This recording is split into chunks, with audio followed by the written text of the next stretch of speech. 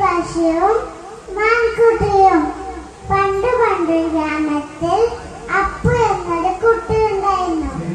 അവനൊരു പശുക്കുട്ടിയും ഉണ്ടായിരുന്നു. പശുവിന്റെ പേരാണ് സുന്ദരി പശു.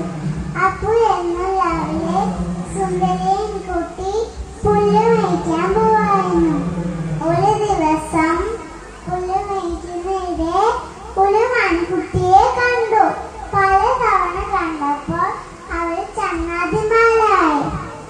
ഒരു ദിവസം കണ്ടപ്പോൾ മാൻകുട്ടി ചോദിച്ചു, സുന്ദരി സുന്ദരി, നീ എന്റെ കൂടെ കാട്ടിലേക്ക് പോരുന്നോ? എന്ത് ഭംഗിയാണെന്നോ കാട് കാണാൻ. അവിടെ ധാരാളം പഴങ്ങളും നല്ല പൂക്കളും ഭംഗിയുള്ള പുലികളും ഉണ്ട്.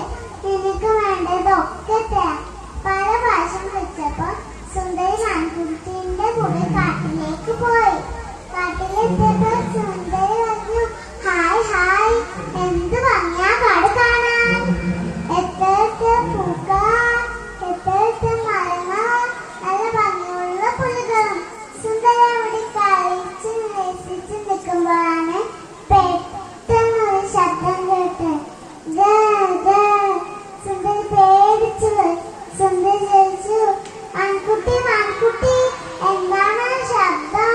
മൃഗങ്ങളൊക്കെ പേടിച്ച് ഓടുന്നുണ്ടല്ലോ. ഓട്ടത്തിൽ മാൻകുട്ടി പറഞ്ഞു, സുന്ദരി സുന്ദരി, നീയും ഓടിക്കോ, കാട്ടിലെ രാജാവ് സിംഹം എന്നുണ്ട്. സുന്ദരിയും പേടിച്ച് ഓടാൻ തുടങ്ങി. ഓട്ടത്തിന്റെ ഇടയിൽ സുന്ദരി ചോദിച്ചു, മാൻകുട്ടി മാൻകുട്ടി, നീ കാടിന്റെ ഭംഗിനെ കുറിച്ച് മാത്രമല്ലേ പറഞ്ഞുള്ളൂ, കാടിന്റെ അപകടങ്ങളെ കുറിച്ച് നീ ഒന്നും പറഞ്ഞില്ലല്ലോ. അതെന്തേ? എനിക്കിപ്പോ മനസ്സിലായി, പരിചയമില്ലാത്ത കൂട്ടുകാരെ പെട്ടെന്ന് വിശ്വസിക്കരുത്. അതും പറഞ്ഞ് സുന്ദരി വീട്ടിലേക്ക് ഓടി. പാവം അപ്പു സുന്ദരിയെ കാത്ത് വീട്ടു പഠിച്ച